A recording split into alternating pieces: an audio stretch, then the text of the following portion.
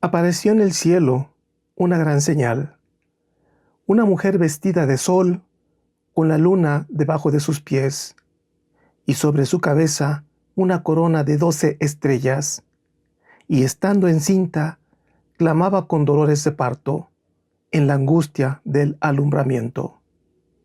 Apocalipsis 12:1-9. Es un gusto saludarles nuevamente. Bastantes proféticas estas palabras o esta profecía del Apocalipsis. Bien, hemos llegado a la última parte de la saga sobre la Virgen de Guadalupe. Sé que a muchos no les interesa del todo este tema.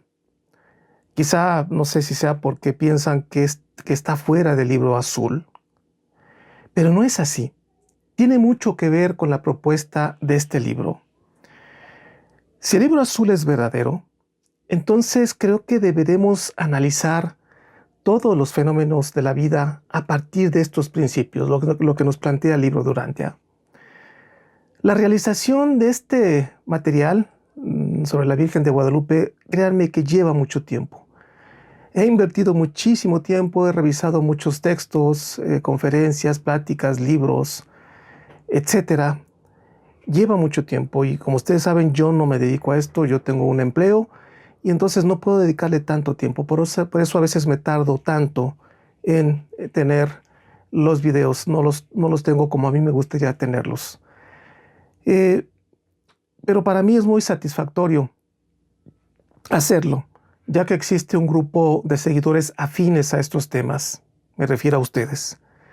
Si bien son pocos, es un canal pequeño con pocos seguidores, porque una cosa son los que están inscritos al canal y otros son los que siguen el canal. Pero bueno, los poquitos que hay para mí son de gran valor, ya que ustedes son pues una valiosa razón para seguir con este proyecto. No obstante, sé que también realizo este esfuerzo para todos aquellos seguidores futuros. Y yo creo que es para los que en esencia estoy trabajando. Para ustedes, los que ya están ahorita, pero sobre todo estoy pensando que van a venir muchos en un futuro, que incluso muchos de ellos entrarán cuando yo ya no esté aquí.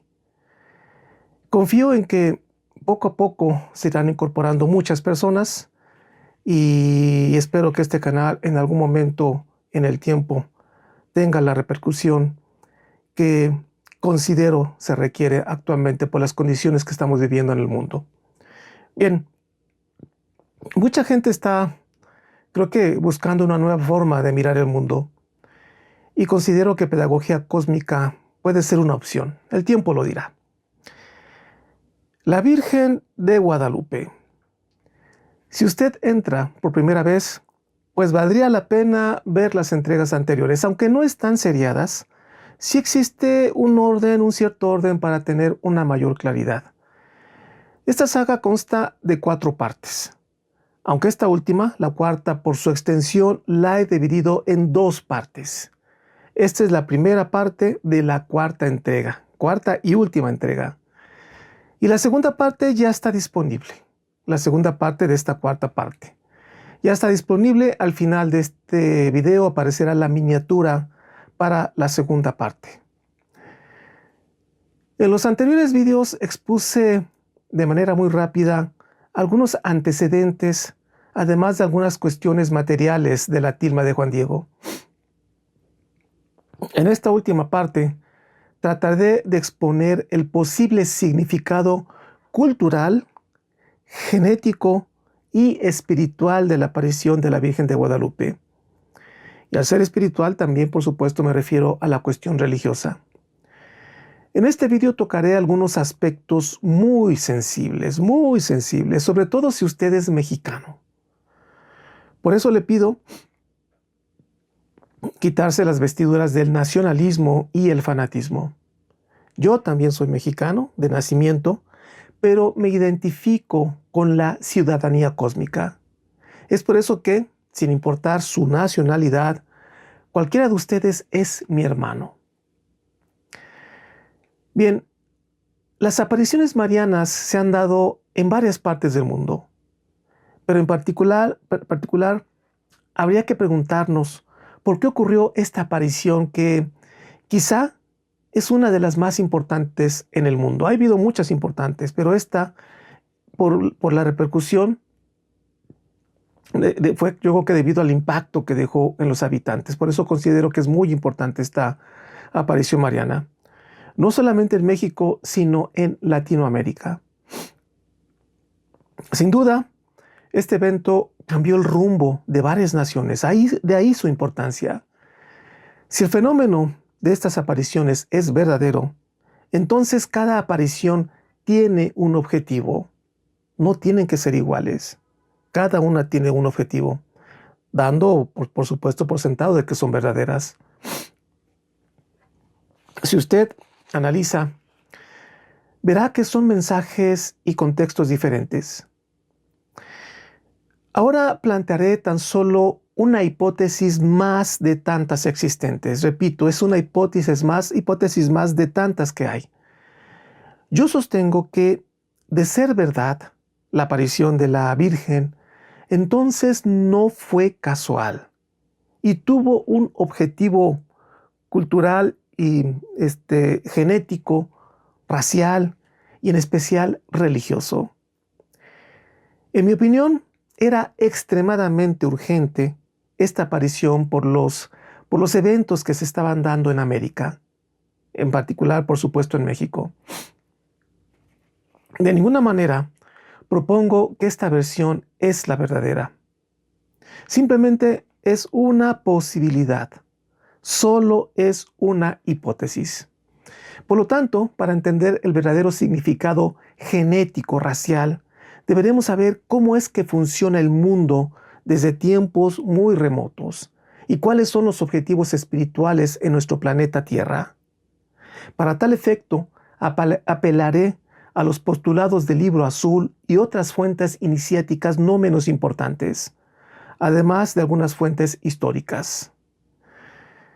Los buenos lectores del Libro Azul saben perfectamente que el proyecto humano, no solamente terrenal, sino universal, es una aventura genética evolutiva espiritual. Y yo creo que con tan solo esto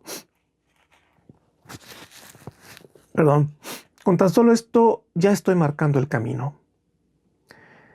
¿Cómo empezaron las cosas? Voy a realizar un breve resumen sobre nuestra realidad que al final va perfectamente ligado al fenómeno de la Virgen. Si usted es lector del libro Durantia, pues bueno, todo esto ya lo sabe, pero también entran personas nuevas al canal y bueno, es bueno que tengan esta breve introducción. El mundo espiritual siembra la vida y vigila una larga evolución hasta el surgimiento del ser humano.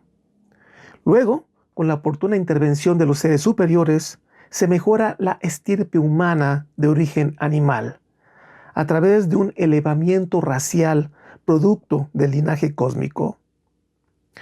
Es decir, nuestro planeta Tierra, bajo un plan cósmico espiritual, presenció la llegada de seres de naturaleza cósmica para interactuar no solamente culturalmente, sino muy importante genéticamente.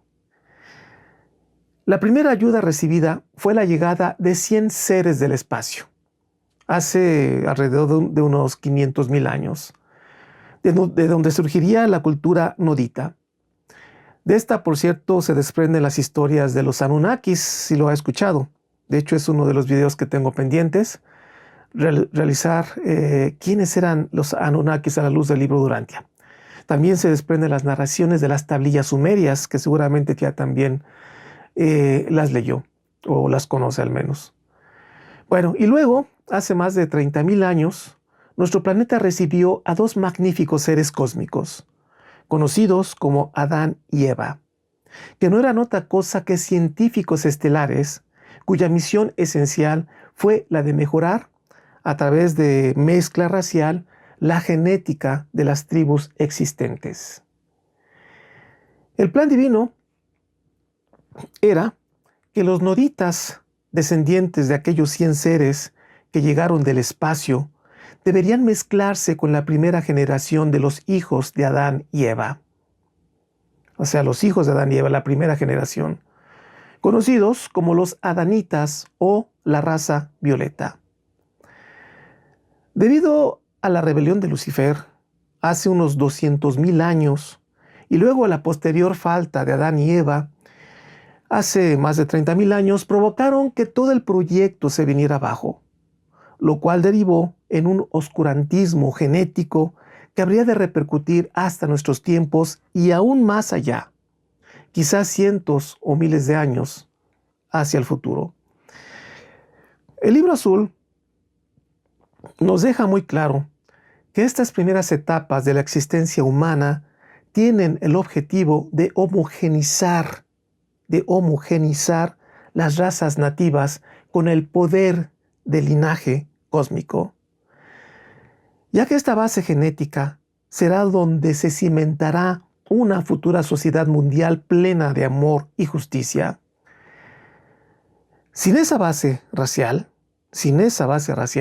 equilibrada y sana, es imposible construir una sociedad superior, a la cual el libro azul le llama la etapa de luz y vida, que nos falta mucho, mucho por llegar a ella. Todo esto debido a estas faltas que acabo de mencionar. Dado el desastre racial persistente hasta nuestros tiempos, el mundo espiritual ha tenido que tomar medidas emergentes para enderezar, aunque sea un poco a poquito, de manera lenta y progresiva, estos errores epocales. El libro de Urantia afirma que los problemas que padecemos a nivel planetario tienen su origen en estos desajustes genéticos.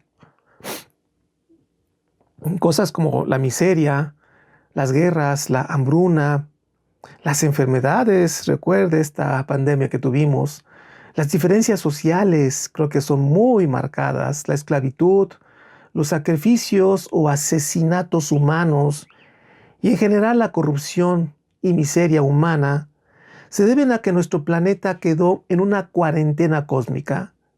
Es decir, quedamos aislados y sin la ayuda directa de los seres superiores. Esto provocó que las razas existentes se mezclaran a diestra y siniestra, ahora sí que como ellos quisieran, sin ninguna restricción, sin ninguna limitación, sin un plan genético, digamos un plan genético cuidado e inteligente. Bueno, de hecho no había un plan genético. Habiendo un plan, pues debe ser muy bien diseñado de manera muy inteligente. Pues bueno, lo cual degeneraría a la estirpe humana. En ciertos casos, la llevaría casi al grado animal. Degradación que ha debilitado nuestras capacidades. El plan urantiano se rompió, lo cual ha provocado que nuestro planeta vaya fuera de ritmo. Aquí se han roto todos los planes de mejora racial. Perdón. Ay, Dios mío. Todavía traigo mi alergia y me cuesta mucho trabajo no estornudar. Bueno, les decía que aquí se han roto todos los planes de mejoramiento racial y conducción espiritual. Cosa que no ocurre o no ha ocurrido o no ocurrió en los mundos que han seguido el esquema normal dictado por las leyes divinas. Esta situación ha hecho que el mundo espiritual pues tome medidas. Por ejemplo, una de ellas, y sin duda la más importante, fue la emergente llegada de Micael bajo la figura de Jesús de Nazaret. Y digo emergente porque según los planes cósmicos no le tocaba aún la llegada. De hecho, por ahí eso lo planteé en uno de los vídeos ya que subí hace algún tiempo. Bueno, nuestro planeta se halla en un estado de emergencia, lo cual ha provocado cambios en los planes divinos. Nuestro planeta no es un planeta normal, eso lo debemos tener muy pero muy claro. La degradación genética ha provocado degradación social, lo cual no es una creencia, no me estoy basando en una creencia, basta estudiar la historia pasada, la historia del presente para darnos cuenta de esta realidad. No obstante, la falta de Adán y Eva, el linaje adanita y nodita que finalmente fue sembrado en el planeta, aunque de manera descompuesta, proporcionó enormes beneficios raciales. Las razas de color y los andonitas de origen animal, ambos, se vieron fuertemente beneficiados por el plasma cósmico adanita y nodita, en particular adanita. Medio Oriente, como todos lo saben y lo he planteado muchas veces en mis vídeos, fue la cuna de la civilización humana. Fue el escenario donde se dieron los primeros encuentros raciales de todo el planeta, mismas que se fueron extendiendo a todos los continentes.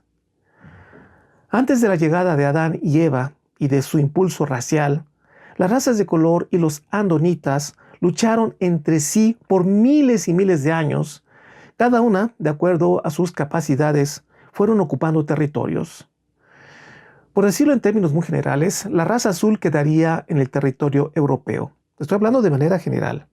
La amarilla en Asia, la índigo se fue hacia África y la roja emigraría hacia América. Todo esto fue antes de la llegada de Adán y Eva, la raza adanita y la más pura y poderosa de todos. Después, con la llegada de esta pareja celestial, las razas recibirían en menor o mayor medida el linaje adanita y con ello una tremenda ayuda genética y en consecuencia un beneficio social para las culturas de aquellos y de estos tiempos y del futuro. Todas excepto una, la raza roja, ya que ésta emigró hacia América antes de la llegada de Adán y Eva. Ahí está el detalle. Con el aumento de temperatura en los mares y con los movimientos continentales, el estrecho de Bering se cerró, debido quizá al derretimiento del hielo y sobre todo yo creo que al hundimiento continental, provocando que la raza roja quedara aislada del contacto con las demás razas, incluida la adanita. Pero, bueno, este hecho fue contemplado por el mundo espiritual y dentro de los planes futuros estaba el de mandar un millón de descendientes adanitas al continente americano para elevar y crear una raza de gran poder, ya que la raza roja tenía o tiene enormes virtudes. De hecho, la roja junto con la amarilla son las únicas que pueden formar imperios en ausencia del plasma cósmico, tal como ocurrió aquí en América. No obstante, el error de Eva y luego el error de Adán, este plan de elevación racial en América desaparecería.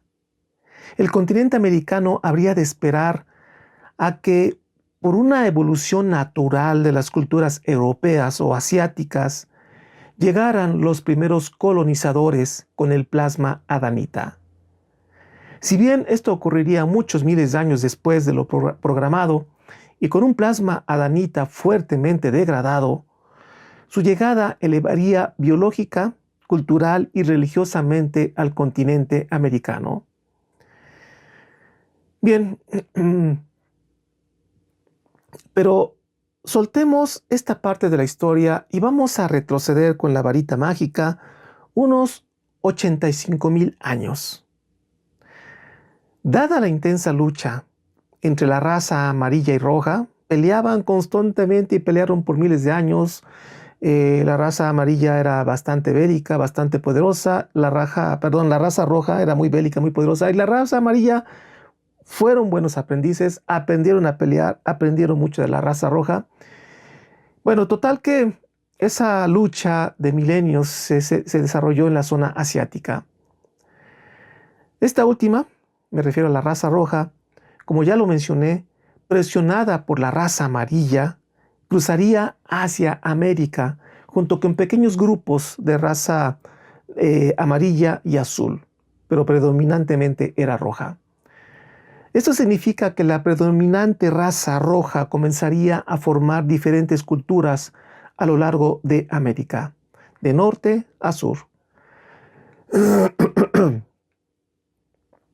Pero lo haría sin el plasma violeta, sin el plasma violeta adanita y sin el legado cultural, esto es muy importante, el legado cultural de la vorágine racial y cultural ocurrido después de los días de Adán en toda Europa y Asia Central y principalmente todo alrededor del área del Mediterráneo.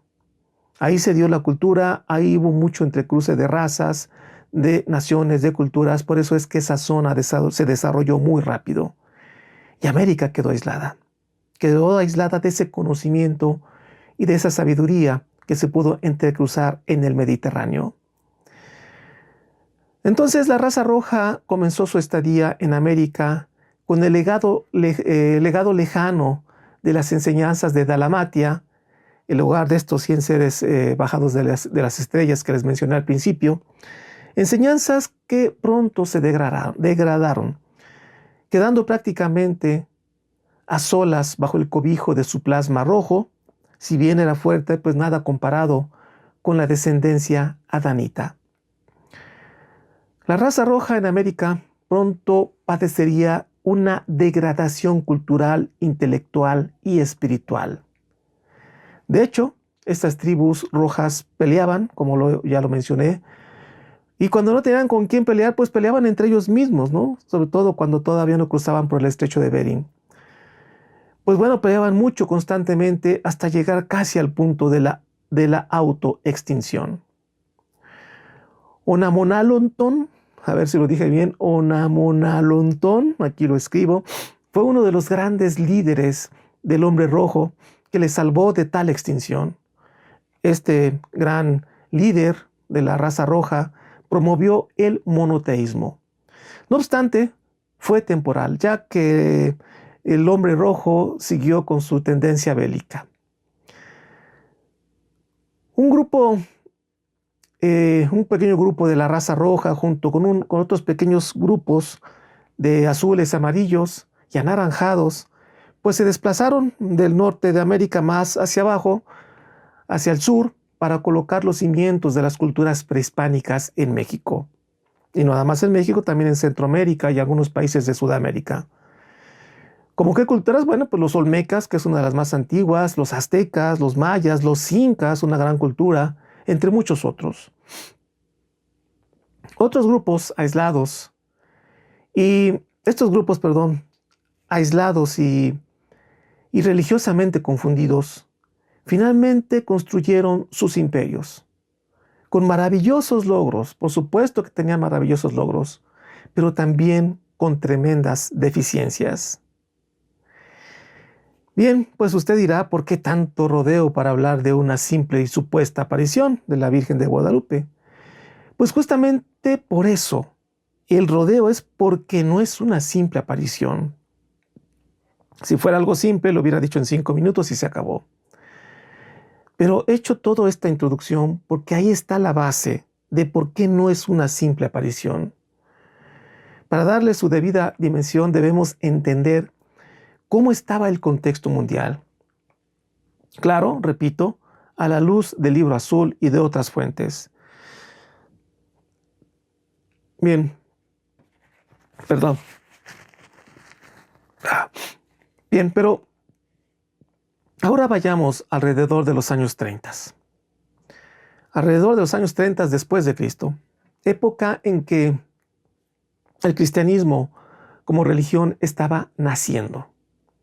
No obstante, muchas regiones del mundo comenzaban a gozar ya de los primeros frutos de la estadía de Micael y su enorme regalo del Espíritu de la verdad.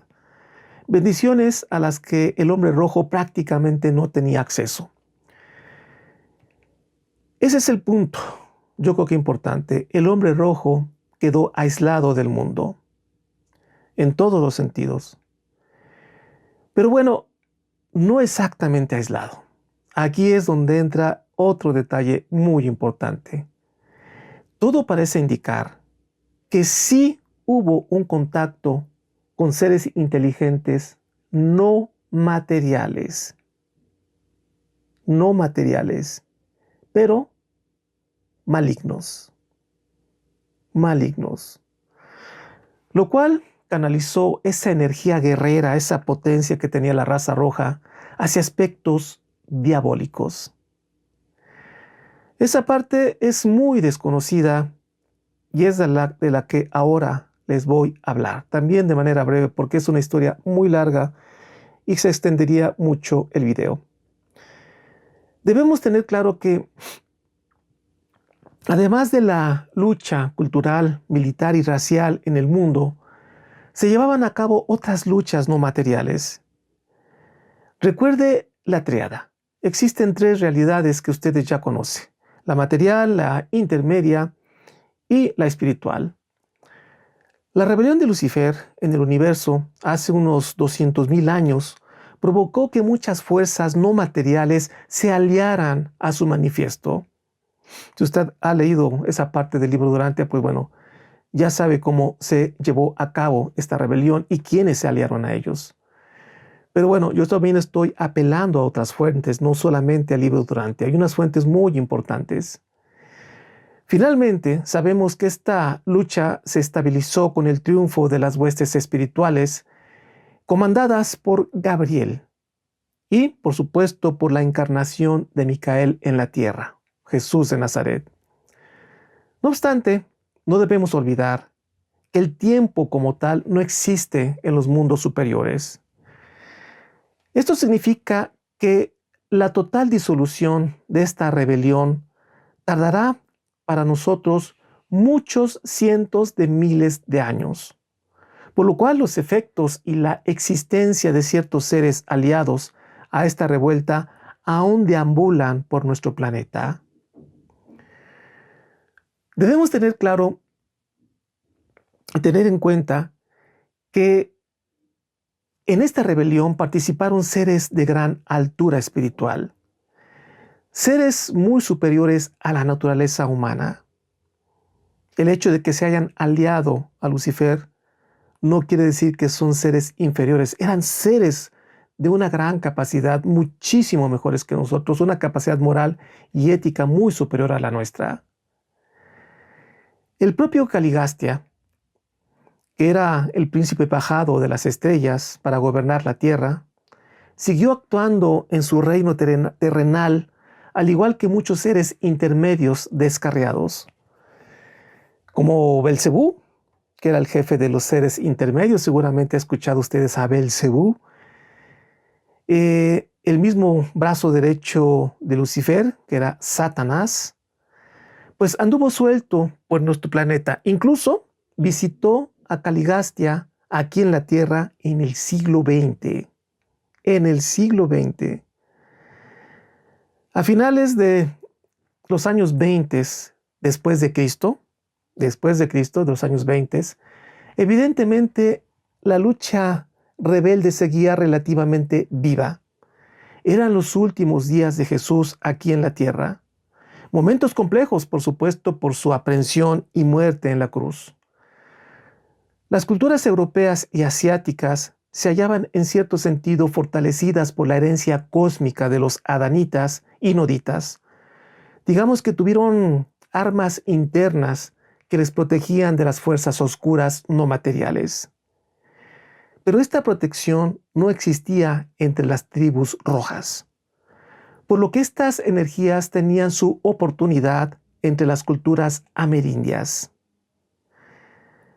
Algunos iniciados afirman que fuerzas oscuras llegaron a lo que ahora es México cientos de años antes que los españoles.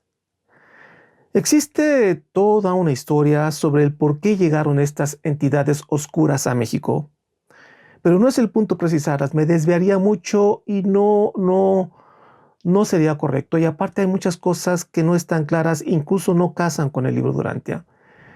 Me estoy nada más basando en algunas de ellas y en lo esencial. Lo cierto es que no traían, estas fuerzas oscuras no traían las mejores intenciones. Si las afirmaciones de estos iniciados son correctas, entonces la raza roja evolucionó aislada por cientos de años sobre una base genética agresiva de su raza y las influencias oscuras que deambulaban libremente a raíz de la rebelión de Lucifer. Eso traería un escenario dantesco. De acuerdo a estos iniciados, las fuerzas oscuras reciben el nombre. Ahí está. De acuerdo a estos iniciados, las fuerzas oscuras reciben el nombre de fuerzas arimánicas, que son seres espirituales pero opuestos a las fuerzas micaélicas. En la Edad Media, a estos seres se les dio el nombre de fuerzas satánicas. Recordemos que, perdón, recordemos que Satanás era un ser de luz y según el Libro Azul era el brazo derecho de Lucifer. Tengo que aclarar también aquí en este punto que hay controversia en cuanto a los nombres con otros iniciados, pero no es el objetivo de este video profundizar en este tema. Según el libro Durantia, al que se conoce como diablo fue Caligastia, el príncipe planetario que se alió a Lucifer. Bien, pues vamos a la parte que considero más diabólica o más satánica. La raza roja, con pequeños linajes de otros colores, finalmente, después de cientos de años, se asentaron en lo que ahora es México. Estas fuerzas oscuras buscaban las almas de los indígenas en esta zona, pero para conseguirlo eran necesarios los rituales de iniciación. Rituales de iniciación. Estos indígenas, esencialmente mexicas, tenían enormes conocimientos astronómicos. Creo que todos hemos escuchado y hemos leído sobre estos magníficos conocimientos que tenían en cuanto al cosmos, en cuanto a las estrellas, en cuanto a los calendarios, y eran también grandes matemáticos. De eso no hay duda. Pero su religión era una religión, digamos, natural y evolutiva. Es decir, no había sido tocada por los principios revelados como los de Maquiventa Melquisedec o adánicos ni crísticos. Por lo tanto, los objetivos de sus rituales estaban dirigidos por sus limitadas, arcaicas y demoníacas creencias religiosas. Estas culturas adoraban a muchos dioses. Tenían dioses para todo, y a cada uno le correspondía un ritual, muchos de ellos sangrientos. Los sacerdotes aztecas fueron el objetivo de estas fuerzas satánicas. Y aquí viene una parte clave. Estas fuerzas oscuras les hicieron saber a los sacerdotes prehispánicos, a los sacerdotes aztecas, que para obtener conocimientos superiores se requería desarrollar ciertas facultades de percepción, las cuales se lograban a través del asesinato. Sin duda, estas culturas tenían grandes conocimientos, como ya lo mencioné, pero su religión era horrenda. Horrenda. Si esta versión iniciática es correcta, provocó un mar de sangre por cientos de años. La raza roja no tuvo los elementos para protegerse de las influencias de estas fuerzas oscuras arimánicas. De acuerdo a Fray Bernardino de Sahagún, no sé si usted ya leyó este libro, es interesantísimo, existían muchas formas de sacrificar o asesinar. No voy a hacer diferencia ahorita entre sacrificio o asesinato, porque ahí puede haber controversias. Por lo pronto lo voy a dejar así, ya sea sacrificio o asesinato, porque finalmente estaban asesinando a gente. Pero bueno, según Bernardino de Sahagún, existían muchas formas de asesinar o sacrificar a los elegidos, que generalmente eran cautivos de sus guerras, Pero no siempre era así, ya que también se sacrificaban de su misma comunidad. No entraré a detalles en este punto, ya que es extenso y bastante fuerte. Solo relataré algunas escenas descritas en sus códices, así como en testimonios de los conquistadores. Existen muchas formas de asesinar o sacrificar, como usted le quiera llamar, a una persona. Estamos hablando de sacrificios de personas. Las que más se conoce es la de sacarle el corazón. Se colocaba el cuerpo extendido boca arriba de la víctima sobre una piedra redondeada y alta. Luego, 4 o 5 sacerdotes conocidos como chachalmecas lo sujetaban cada uno de brazos y piernas y garganta. Debido a la forma redonda de la piedra, el cuerpo de la víctima quedaba tensamente arqueado. Después, el sacerdote principal tomaba un cuchillo de agudo filo de pedernal. Luego hacía un ritual frente a uno de los ídolos para después introducir de manera rápida y con gran habilidad el cuchillo en la parte baja de las costillas, abriéndose la carne con suma facilidad dada la postura tensa de la piel. En escasos segundos, el sacerdote sacaba el corazón, aún palpitante, y en un mar de sangre lo mostraba al sol y luego lo arrojaba al rostro del ídolo de piedra. Finalmente, el cuerpo era descuartizado por otros ancianos sacerdotes y, según el ritual, arrojaban los miembros de la víctima a la gente que se hallaba debajo del Ku o templo de piedra para comerlos. Este ritual es solo un ejemplo, ya que tenían muchos rituales de sacrificio extremadamente crueles. Se dice que se llegaron a contar cientos de asesinatos en un solo día. Toribio de Benavente narra que, según Andrés de Tapia y Gonzalo de Umbria, se contaron 136,000 calaveras humanas en uno solo de los templos. Hay quien calcula que anualmente se sacrificaban entre 100,000 y 200,000 niños, adultos y ancianos. Era bastante común que en los múltiples festejos que tenían a lo largo del año, se preparasen a los que iban a ser sacrificados con 1 o varios días de anticipación. Era muy común ponerlos a danzar con atuendos especiales y atuendos muy raros y beber noches enteras diferentes brebajes por muchas noches antes del sacrificio.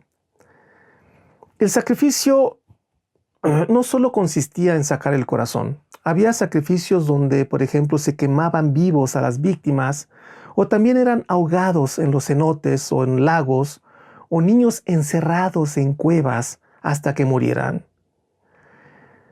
Una gran hazaña en las guerras de aquellas tribus era la de capturar vivo a los enemigos. Es decir, en las guerras se procuraba no matar, sino capturar.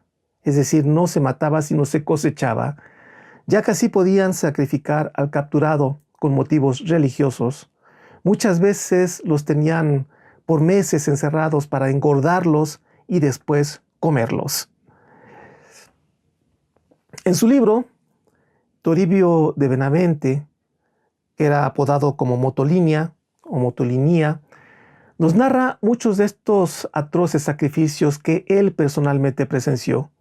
Incluso algunos de ellos llevados a cabo en Coyoacán, aquí donde yo vivo. Claro, hace muchísimos años.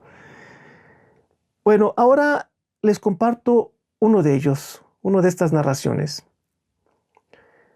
Una víspera de una fiesta Cuantitlán, levantaban 6 grandes árboles como mástiles de naos con sus escaleras. Y en esta vigilia cruel, y el día muy más cruel también, degollaban 2 mujeres esclavas en lo alto encima de las gradas, delante el altar de los ídolos. y allá arriba las desollaban todo el cuerpo y rostro, y sacaban las canillas, es decir, huesos, con los muslos, y el día por la mañana, 2 indios principales vestíanse los cueros y los rostros también como máscaras, y tomaban en las manos las canillas, en cada mano la suya, y muy paso a paso bajaban bramando que parecían bestias encarnizadas, y en los patios abajo gran muchedumbre de gente. Todos como espantados decían: ya vienen nuestros dioses, ya vienen nuestros dioses. Bueno, y así sigue el relato. Solamente les he leído un pedacito. Bueno, y ahora les comparto uno más, pero ahora de Fray Bernardino de Sahagún. Estos aztecas realizaban constantemente festejos religiosos de todo tipo para tener contentos a los dioses y posiblemente para obtener estos grados de iniciación, como lo mencionan algunos iniciados modernos. Entre ellos tenían festejos mensuales. Festejos mensuales. El festejo del 10º mes le llamaban Xocotl Huetzi y estaba dirigido al dios del fuego. Este misionero franciscano nos narra todo lo que le tocó presenciar personalmente. En su libro describe lo siguiente. Luego los tomaban y atábanlos las manos atrás y también los ataban los pies. Luego los echaban sobre los hombros a cuestas y subíanlos arriba de lo alto del Q, donde estaba un gran fuego y gran montón de brasas. Y llegados arriba, luego daban con ellos en el fuego. Al tiempo que lo arrojaban, alzábase un gran polvo de ceniza, y cada uno a donde caía, allí se hacía un grande hoyo en el fuego, porque todo era brasa y rescoldo. Y ahí, en el fuego, comenzaba a dar vueltas y a hacer bascas el triste del cautivo. Comenzaba a rechinar el cuerpo, como cuando asan un animal, y levantábanse vejigas, es decir, ámpulas, por todas partes del cuerpo. Y estando en esta agonía, sacábanle con unos garabatos, que eran una especie de ganchos, arrastrando los atrapas que llamaban cuacuacultin, y poníanle encima del tajón que se llamaba Techcatl, y luego le abrían los pechos de tetilla a tetilla, o un poco más abajo, y luego le sacaban el corazón y le arrojaban a los pies de la estatua del Xiuhtecutli, el dios del fuego. En fin, no es necesario decir más, ni quiero dar demasiados detalles, no quiero caer en el amarillismo. Ya para qué le cuento los sacrificios o asesinatos masivos de niños, no solamente narrados por estos testigos, sino que han sido encontrados estos cuerpos por los arqueólogos modernos. La ciencia certifica su veracidad. Lo cierto es que abundan estos relatos escalofriantes. Existen muchas evidencias de estos incesantes sacrificios humanos descritos por Bernal Díaz del Castillo, Fray Bernardino de Sahagún y Motolinia, entre otros. Si desea saber detalles, pues le recomiendo adquirir estos textos. Por ejemplo, este es uno de ellos, se los muestro. Este es el de Historia General de las Cosas de la Nueva España de Fray Bernardino de Sahagún. Es un tumbaburro, está muy grueso, pero es muy interesante. Yo he leído muchísimos pasajes de él, no nada más de él, sino también de los otros autores que mencioné. El de Motolinia lo puede encontrar en línea, por ahí lo puede buscar y lo puede encontrar. Bueno, y claro, pues bueno, también hay que aclarar algo. Existen personas que afirman que todo esto fue inventado por los españoles, pues para justificar la invasión. Pero considero que las evidencias que fueron de que fueron reales son abrumadoras. Aquí es el punto donde cada quien deberá sacar sus conclusiones, pero hay que hacerlo objetivamente, hay que ser investigando, no por mero corazón, no por mera creencia, no por mero nacionalismo. Eso no lo puede hacer, pero no tiene un sustento. Hay que leer, hay que investigar. Yo en lo personal no tengo duda de su veracidad. Pues bien, como les dije al inicio, este video se divide en dos partes. Hemos llegado al final de esta parte, pero la segunda parte ya está disponible. Así es que si es de su interés ver cómo termina esta historia, pues vaya a tomar un refrigerio o un cafecito y los espero para la parte final de esta larga saga sobre la Virgen de Guadalupe.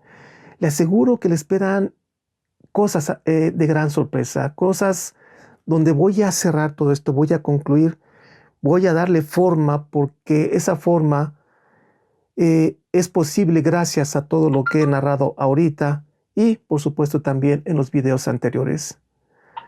Al final de esta parte encontrará la miniatura que le llevará a la segunda parte. Así es que los espero.